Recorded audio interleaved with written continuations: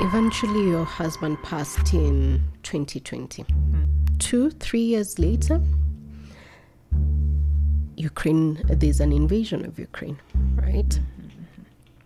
16 million Ukrainians displaced, close to 50,000 civilians and military personnel, Ukrainians, dead. When you saw that headline, what was going through your head? February 2022, we were in Ukraine with my son for the holiday. I could not believe it. Really, I could not believe. I called my brother. I said, like, what is it going to be? And you know what he told me? It is a war. The way how he stated to me, it is a war. An estimated 1.1 million Kenyans fall into poverty each year. And that's because of healthcare costs. Would SHA, SHIF, UHC change that? Or is there more? Or perhaps, what's the difference between a pharmacy with a Blue Cross and a Green Cross? What about cancer and the rising incidence amongst the youth? Is it just lifestyle changes or is there more? Women's health, men's health, your children's health, the economy, this and more awaits you on season 2 of Kenya's favorite health podcast. My name is Dr. Wangari Gitau, and welcome to season 2 of the One Health Lens podcast.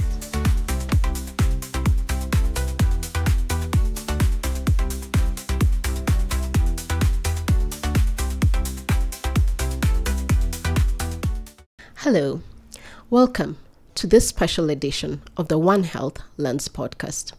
I'm your host, Dr. Wangari Gitau. I want to invite you to think of the place you call home or the person you call home. And I'm hoping as you think about home, you get fond memories. Then I want you to think about a normal working day. As you're going about your day, you see a news headline. The headline reads, "Your home is under attack." I have a guest in studio who's going to walk us through her personal journey. When she found out her home was under attack. As you listen to our guest today, I want you to take a moment and think not just about her. Think about you, your family, your home. Daktari, karibu. Maybe introduce yourself. Thank you, Diana, for inviting me for this interview. Also, I am grateful to our Ukrainian embassy for organizing this talk in the support of Ukraine. So my name is Dr. Lyudmilla Schukina. I'm a medical doctor. I work in Kenya for 30 years already. I'm director of Nairobi Bariatric Center, and this is medical center for weight loss treatment. When I was in medical school, not to give away our age, I would hear of Nairobi Bariatric Center because what I do remember was, alongside your husband, you were the first team that was to do many of what Kenyans now know as weight loss procedures, right? And maybe I'll let you even mention some of the procedures you do at Nairobi Bariatric Center. Maybe you'll mention some of the people, but maybe tell us about just your center first of all. We are known in Kenya due to our work. Yes. Of course, mostly people are like on the national level. You Celebrities. know mostly what good person done to the nation. So we are really known to Kenya as by our work. We do obesity treatment. We do medical and surgical, non-surgical and surgical obesity treatment, and our work is talking about us. we appeared to be pioneer in this field. Our patients like Vilis Raburu, he's our very good friend, and when anyone I'm meeting someone whom I don't know, and only I say, our patient Vilis Raburu, people are connected to Nairobi Bariatric Center. Other patients like Maureen Waititu, Kate Actress, and many others. They are all in our Instagram. So people, those people are really loved by the community. So that's what we do. I was never thinking that I am going to be like first one to introduce this treatment, but it just happened that way that we became to know about medical weight loss treatment 30 years ago, that time when we were already in Kenya. And for 27 years, my main field of expertise is obesity treatment. We started with psychotherapy. Then, as time passed by, we started introducing gastric balloon. I was like in favorable situation because my husband was a surgeon. So I asked him if he does not mind to join me in this journey. He was excellent surgeon. He was incredible surgeon. And any new surgery, any new research, he was ready to pick. He had very good hand skill. I asked him if he doesn't mind to introduce gastric balloon. He supported me in that. Being a general surgeon, he was just supporting my direction, maybe my dream. But I was driven by mentality of the doctor. If patient will not lose weight, patient will not be able to recover from diabetes, high blood pressure. This I discovered 30 years ago. It's not just now. So that's what we wanted. Also, I really wanted Kenyan people to know that obesity is leading to so many different diseases. Absolutely. Yeah. I mean, being a medical doctor, I always ask guests who come here, because most people imagine that being a medical doctor is something people know from the word go, you know. Most people would say, I'll give you my example. I became a medical doctor because, one, you get good grades in school and your parents say you must do a proper degree, right? You cannot tell them that I want to go into arts, I want to become a musician. At least back in those days, you couldn't, right? So you either were going to become a doctor, you're going to become a lawyer or an engineer, you know? There weren't too many options. I would want the audience to understand maybe what your journey has been, because you've been in Kenya 30 years, you went in Ukraine 30 years as a medical doctor. Maybe let's start from the beginning. You're born in Ukraine. What makes you think, I want to become a medical doctor? Is it your family? Is it your brother? Your brother is a medical doctor as well? Yeah, my brother is orthopedic surgeon in Ukraine. And my godson is also orthopedic surgeon. And my mom was a nurse. My father was an agriculture specialist. So how many are you in the family? 2 children? We are 2. 2 children. Your dad agricultural specialist, your mom a nurse. They raise you up in Ukraine. At that point in time, how was Ukraine? While you're growing up, how was Ukraine? Because it's very easy for many people to think of Ukraine as it is now. Maybe you can tell us, how was it when you're growing up? What was day-to-day life in Ukraine as you're growing up? So my parents were born before Second World War. Yes. So they were talking about it a lot. Of course, we knew everything, history, how it was terrible, how many people died, songs about war, movies about war. But we were living in a very peaceful, happy, and caring and loving environment. I did not experience anything like this. We had that there are wars in different countries happening. We were feeling it is very, very, very far from us. All those years, we were absolutely happy. It was like my family, my parents loved us and love us, both of us, my brother and me, a lot. Everything was for the children. Everything the best was for Slavic and Luda.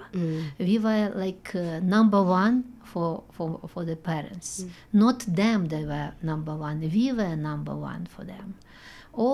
Everything was for us.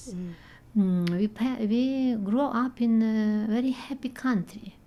We went to the school, very beautiful education, big competition.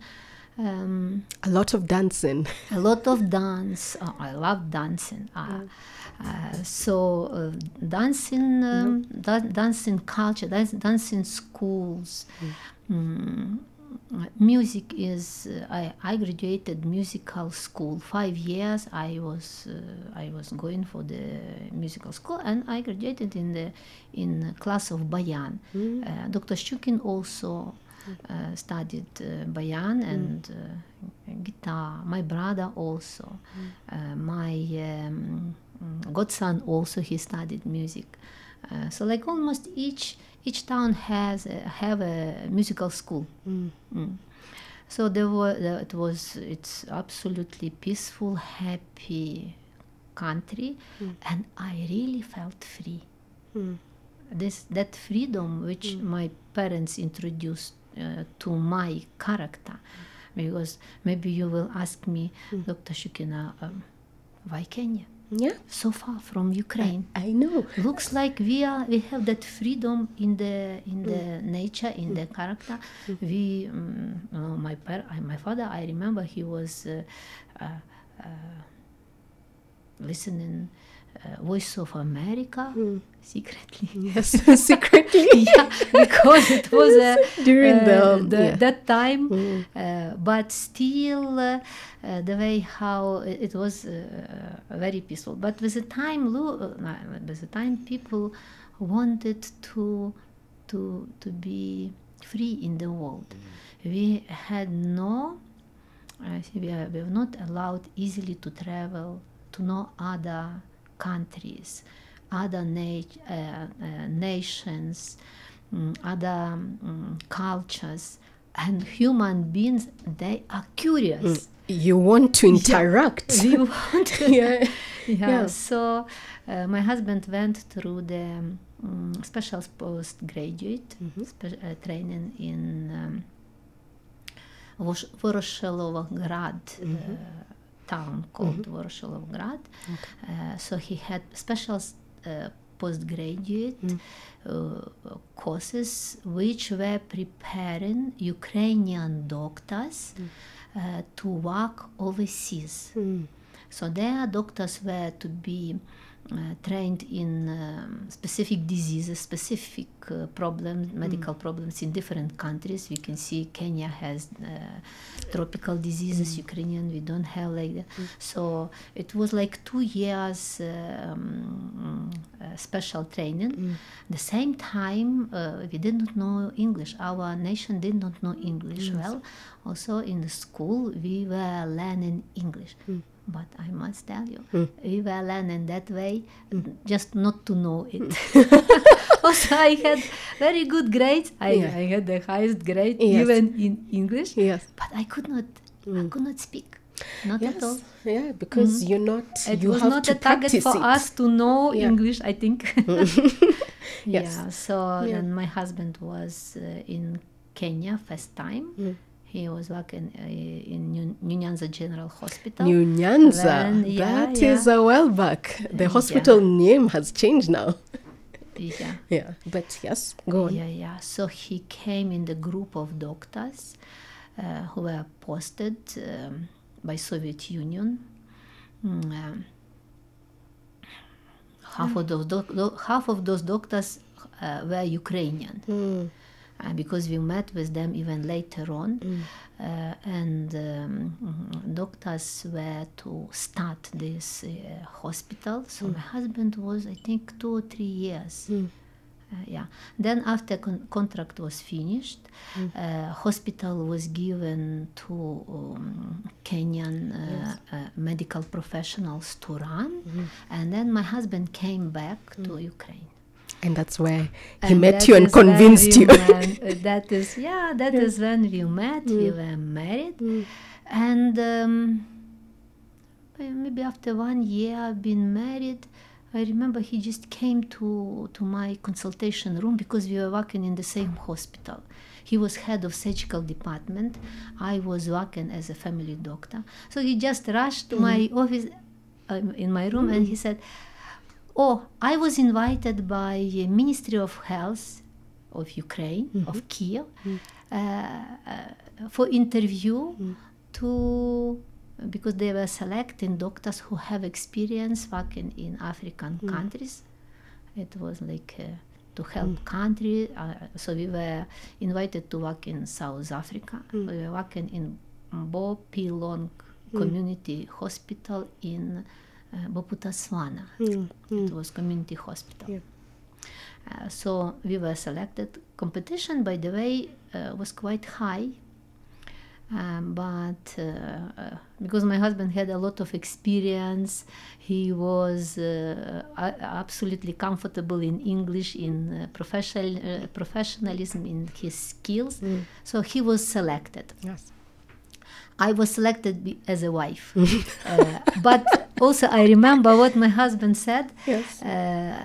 He said he will go for this work only if his wife will be given work. Yes. Of course, I'm a doctor. I could not accept to be a housewife. At home. Yeah. First of all, I wanted to be a doctor, and my parents invested so much in my education. You know how to bring up doctor to. It's it's an investment. Quite investment, and I just like to work. So then I learned English there in South Africa. And after half a year, we came back to Kenya. And you find yourself in this beautiful land of Kenya. At that point in time, this is almost 30 years ago, right? You're working with your husband, I'm assuming. Are you working in Nairobi? Where are you working? We started working at Eldoret Hospital. I asked because I have some pictures here. My husband was working as a surgeon. Yes. He was working as in casualty. At the same time, I was to learn English, so he was always helping me in that to adopt. It was a bit tough, but I learned, I adopted to specific or different diseases. So it happened quite fast, and I became quite confident quite fast to work in emergency department, in the ward. And that is where our children were born in famous Eldoret Hospital. Yeah. I mean, I'm looking at this picture. Yeah. Was this taken in Eldoret? Yeah, I think it was. It was in Eldoret. And who's the tiny little human in the picture? Oh, this is our firstborn son. Yes. Andrea. And then there's another one. There's a daughter as well. Yeah, we have also a daughter, Anastasia. Yes. She was born Andrea was born in 1994, Anastasia in 1996. Both of them, they were born in Kenya. Most of them, they are Kenyans. Born in Kenya, they went to school in Kenya, in Eldoret. In Eldoret and in Nairobi. Yes. I mean, if just when you talk about just the culture and tradition of Ukrainians loving to dance, I have this other picture, this one here, very colorful, and these are your children, right? Yeah. Yeah. And this is in a school in Eldoret. Them dancing. If I look at some of the pictures here, a lot of the activities are being done with family, right? It's being done with neighbors, friends. So many of these pictures, these are your parents as well. Yeah, this is my parents here in Tinderet, on the tea farm. Tea farm, yeah. They used to come very often, my parents. Since all these 30 years, they spent quite a bit of time in Kenya. I mean, so where are your children now, by the way? Where is your son right now? Andre is a doctor now. He graduated University of Libre of Brussels. Yes. Just few months ago, and now he is going through specialization in surgery. Everyone in the family is a surgeon. Your daughter? Anastasia studied in Concordia University, Montreal, and after she finished study in environmental science and political science, she came back to Kenya. She really loves Kenya. Yes. Andrea also loves Kenya. Yes. Both of them, they have very strong attachment because they were born here, they studied here. They're friends. Very much. Yeah. So Anastasia came back to Kenya and she joined me at Nairobi Bariatric Center. And she is also working with United Nations. Okay. Your husband? Dr. Schukina, I mentioned the way how he came to Kisumu. When I became to know about Kenya from him, I did not know about this country, but he was really fascinated by this country. He really loved Kenya. Yes. Yeah, and then that is how we came. He had his friends here. We came, we got the job. Children were born. We were always really happy. And people asking, how did it happen 30 years in Kenya? Time fly invisibly. We did not, people asking, did you plan to be in Kenya for 30 years? There was no plan. Our plan was just to grow children, to work, to do, because Dr. Shukin was one of the best surgeons in our country. So we were sure that we will do a good job. We will do a good job in Kenya also. Also, when we came, nobody knows us. It was difficult to start from like zero. And so children were growing, we were working. I cannot say it was easy. But the bottom line, we were really happy with our family. We were traveling to Ukraine regularly. Our family used to come. Our friends were coming here for safari. For my parents, quite often. We are like united two countries, Kenya and Ukraine. Kenya and Ukraine became our home. Sometimes people ask, where do you feel home? Kenya or Ukraine? It can be both. You don't have to choose one. I cannot even say both. Both Kenya and Ukraine. Eventually, your husband passed in 2020. 2-3 years later, Ukraine, there's an invasion of Ukraine, right? When you heard that Ukraine is being invaded, right? Where were you? Where was your family? Maybe you can tell us what was even the feeling or the talk amongst maybe Ukrainians living in Kenya. When you saw that headline, what was going through your head? We were in February 2022. we were in Ukraine with my son for the holiday. There was a lot of tension there between Russian Federation and Ukraine. We heard about it, but we never thought that the war can start. Otherwise, we would be quite concerned and scared to come even to Ukraine. We never thought about it. So my son and me, we came to Ukraine. We went to Carpathian Mountains for ski. Andrei is studying in Belgium. It is so tough study.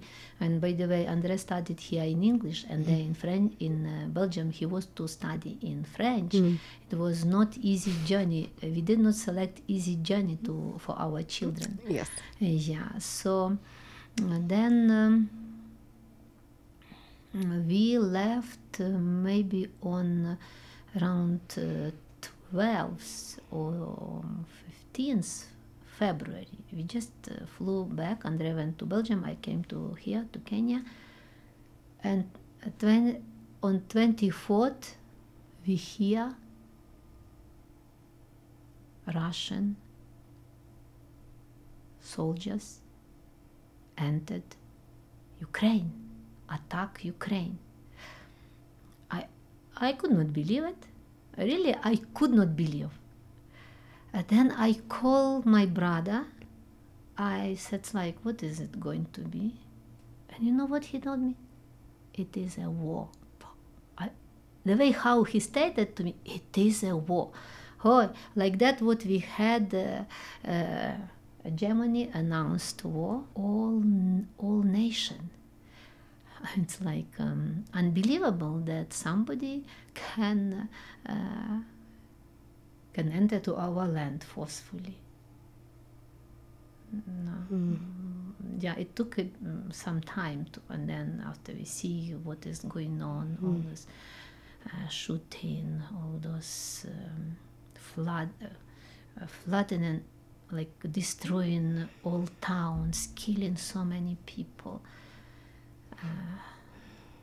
I mean, when you read it and when you hear it from you, it's because it's easy to look at numbers like 16 million Ukrainians displaced, over or close to 50,000 civilians and military personnel, Ukrainians, dead, hundreds of thousands injured. Your brother is in Ukraine. His children are in Ukraine. Your mother is in Ukraine, right? The invasion, and then you have to go back home. What was the difference between the time and it's not about the war per se, your family, right? Do they still live in the same house? Did they have to move? What changed? Once you went back home, what had changed in your family? You know, luckily we are not close to Russian border. We are in central Ukraine. So of course all nation is affected. But in our area, Vinnytsia, Bershach, yeah, we hear all those missiles just whistling over our houses. Like the night when I was leaving, I just came from Ukraine like 1 week ago. So my friends and the lady who is looking after my mom, she said that at 4 o'clock morning she had 6 missiles. I cannot even pronounce those weapons. 6 missiles were passing over my house. And I asked her, maybe they were drones or maybe they were shaheds. No, she said it is missiles. How does she know? Because the sound. The way how sound, that's what she said, that it's like a whistling sound, and drones and those shaheds, they are like a helicopter. Unbelievable. Unbelievable. And the night when I was leaving Ukraine, there was a massive attack on Ukraine. Then I look in internet what is happening. So it's appeared in previous week 140 missiles. 140 missiles in 1 week. In 1 week. 900 bombs. 900 bombs. 600 drones. So Ukraine was covered with 900 bombs, 600 drones in 1 week. Yeah. And you're saying that this is so... People in Ukraine are now your family members, your neighbors are so used to this that they can tell this is a missile, this is a drone. They're able to tell just by hearing. When you have a conversation with your brother, why does your brother and your neighbors, why do they choose to remain? Why? Because your brother could say, I'm a surgeon, I could come to Kenya as well. Why does he choose to remain? I was inviting them, and quite a number of Kenyans were really encouraging for family to come. They were saying, we will give you a house, we will be very happy to have them here. Our people, nobody want to leave nobody want to leave home. And even my nephew, the one young man, like 34 years old, he's orthopedic surgeon. He is now in Kiev. Yeah, and his wife is in Kiev, and his beautiful child is in Kiev. So our family is there in Kiev, and I think half of their time they are spending in this underground shelter because this air alert is all the time. It's very dangerous. And what is happening, this air alert very often at night, when they are starting bombing at night, so they have to take a child and jump to the car and go to the underground shelter. And they will not leave Ukraine. It's home. They can't. We are just, our people are hoping that this air protection is quite strong. Looks like quite strong, but what I know, and everyone know, that we don't have enough protection. Not enough. You know, one of the things that actually was quite surprising when I met you, and I think it's the same thing anyone who's met you today has said, it's not just the energy. There's joy, right? When you speak about your country, despite everything that's ongoing, even when you were talking about your brother, your mother, right? There's still, it's not just hope. It is, this is my country. I'm proud of my country. And there's no way we are going to give up our country. It's been 1,000 days, right? It's 1,000 days. What would you say is one of the greatest tragedies that you've had? First time when war started, we went with my friend to the town for the market. When I had this siren, It is like something gray falling on me. And she said, what is wrong with you, Luda? I said, what is this? She said, this is siren. You never had this? We are already we are hearing it for very many months. Quite depressive. And anytime I'm visiting Ukraine regularly, quite often. I must tell you, I was never as Ukrainian as I'm now. And concerned about Ukraine and love Ukraine. Really never like now. I'm feeling very much Ukrainian and proud to be Ukrainian and love Ukraine. So another thing what I can say that I'm meeting people. Many times already I came to Ukraine, physically, practically talking to people and feeling them. This time I went to the church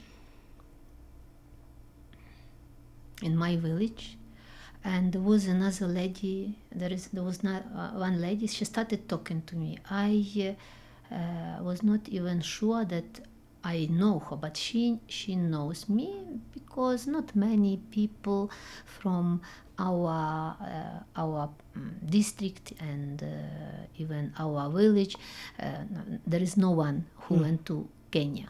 So we are quite known. So when I came, she recognized me and she said, "Oh, Luda, how are you?" We started talking just in the church. So I asked her, "What about you? How are you doing?" She started talking about her son. She said that her son is on the war from the beginning of the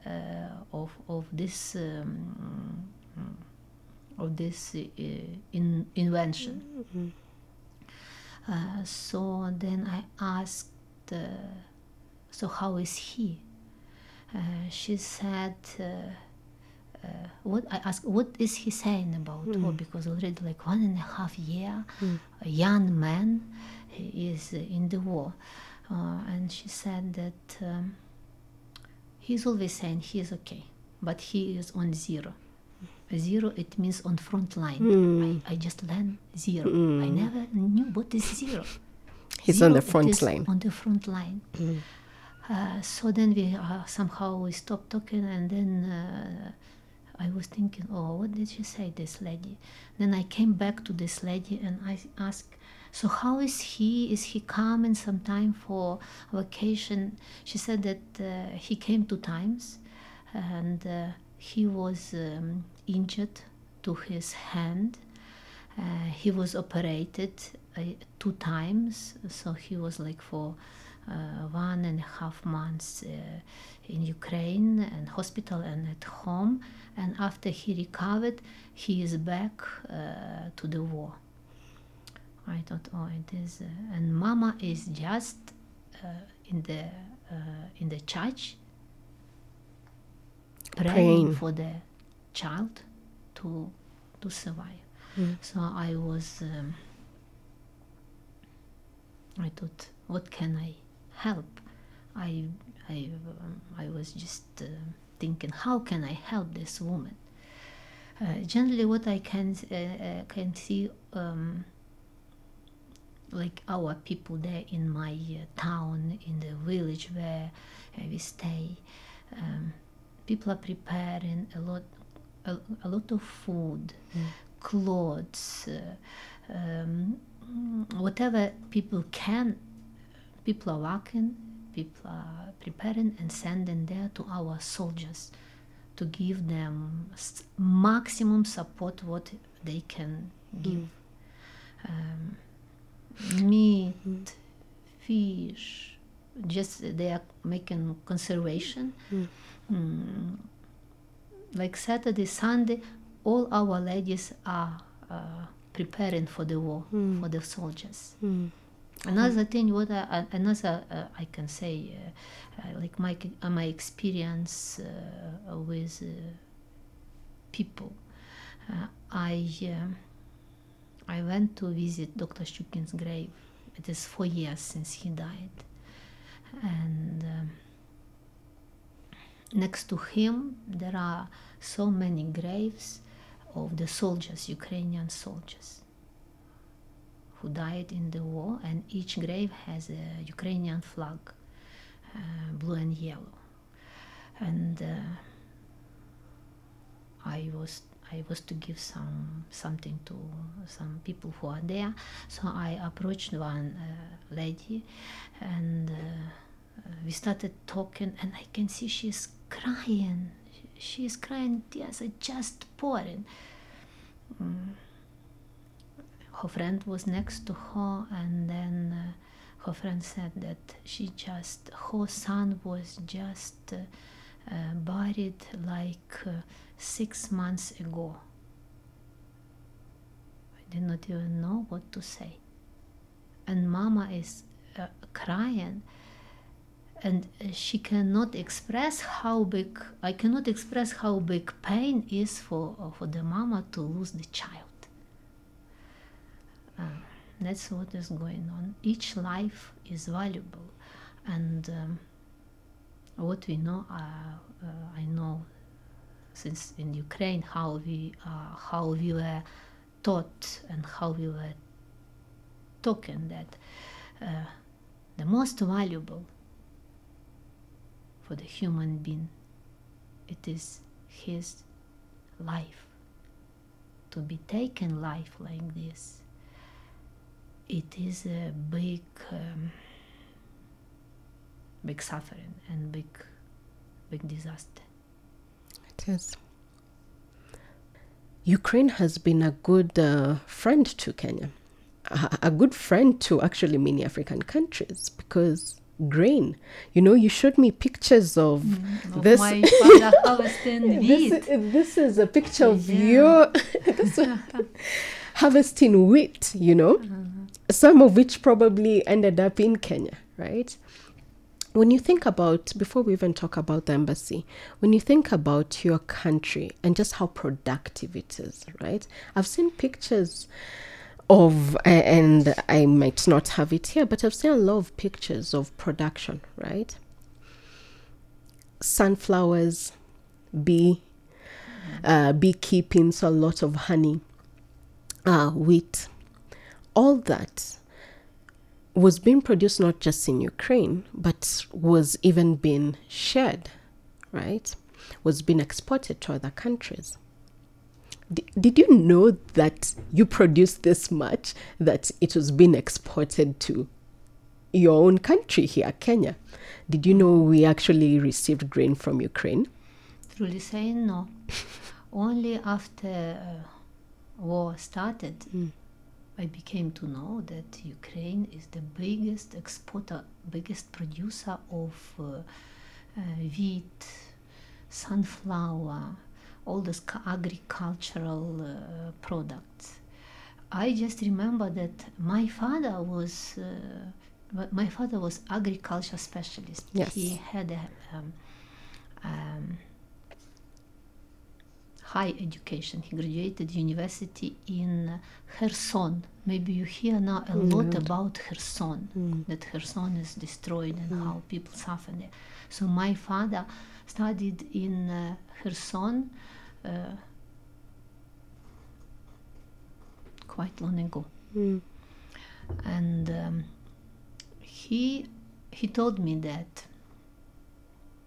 I think like 80% of black cotton soil, black cotton, the most fertile soil, is in Ukraine. So this is like our gold, and that is why we have very high production of all those agricultural products. So I did not know, I really did not know that wheat is coming from Ukraine, and so I mean other agricultural products. Another thing what it is discovery for me when I hear that Kenyan farmers are suffering. And somebody of my patients who are farmer, they told me about it, that fertilizers have become very expensive because of Ukrainian war. So we were main exporter of fertilizers. When your patients come to you and they discover you're Ukrainian, what do they ask you? Yeah, and mostly I should ask patients. Yes, it should be you asking them questions. But many, very many patients, I think maybe most of them, everyone is asking, where are you from? So when I say that I'm from Ukraine, people are They are not able even to talk about their problem. They forget that the patients. Yeah, they are forgetting, and they immediately they are starting asking, expressing their feelings and concern about Ukraine. Yeah, but of course then we move on with Consultation. with consultations, of course. Yeah. What would you say is the role of the Embassy of Ukraine in Kenya? Because you've had these interactions with them. What would you say is their role? Have they been supportive? Embassy of Ukraine, like all Ukrainian community in Kenya, trying to do everything, whatever we can. There are some events, and we are meeting like Ukrainian community. We had meetings with Ukrainian community discussing how we can help. We are Ukrainians. We are one. We are one nation. What's your hope and prayer for the future? What would you say is your prayer for the future? My prayer for the future, the way how all Ukrainians are saying peace. You cannot imagine how important this peace. When I'm coming from Ukraine, I'm walking, when I'm visiting Andre in Brussels, I'm walking on the street of France or Kenya. It is so nice not to have any missiles flying over your head. To feel that security. Sometimes I'm here in my house in Karen. When airplane is flying, it is associated with that what is going in Ukraine. Peace. I met some Kenyans who are students, healthcare students or health, and they say how they miss the fact that Ukraine was one of those countries whereby in terms of education opportunities, in terms of even just the quality of education, they considered Ukraine to be one of the options they'd want to go to. And I think it came out as you're talking, right?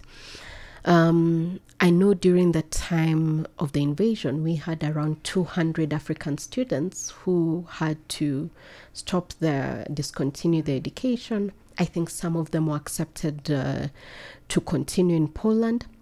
But anytime I hear someone tell me that, actually, for me, it's a lost educational opportunity. For me to study in Ukraine will have been something that I want to do. So I tell you that so that you know there are people out here who are saying peace and freedom because we want to go to Ukraine. I can't say anything else after that. I can't. As you said, we are Ukrainians after all. Dr. Lyudmilla, thank you for coming. Thank you. Our prayers are with you, your family, your mother, the neighbors, the lady you met at the church, whose son is at 0, you know. It cannot be easy. And I'm happy to hear that when your patients come in, they ask and they want to know not what is happening, but how are you? How's your family? Because I think that's the important part. Yeah. Yeah. Recently, I was in Melbourne on the International Congress for Obesity Surgery just a few weeks ago. And after the Congress, we were together talking with other doctors, bariatric surgeons from Australia. So there was a big group of people who do not know each other much. After discussion, maybe 1 hour. One doctor asked me, I don't know him, he doesn't know me. So he asked me, where are you from? And he's Australian. I said, I'm from Ukraine. You would not believe, he taken my hand. He was holding my hand 15 minutes. And he said that he is watching Ukrainian news each minute. And how he concerned and how he is sorry about Ukraine. I was impressed how people on another side of the world concerned about that, what is happening. I've seen tears in his eyes. And we are grateful for all countries, for all people who are supporting Ukraine. People have not forgotten Ukraine. Dr. Lyudmilla, thank you. You are welcome. Thank you. We'll be coming to Ukraine very soon. We'll go together. We'll go together. We'll go together. And thank you for joining the One Health Lens podcast, the special edition. I hope you remember that nobody ever wants to leave home.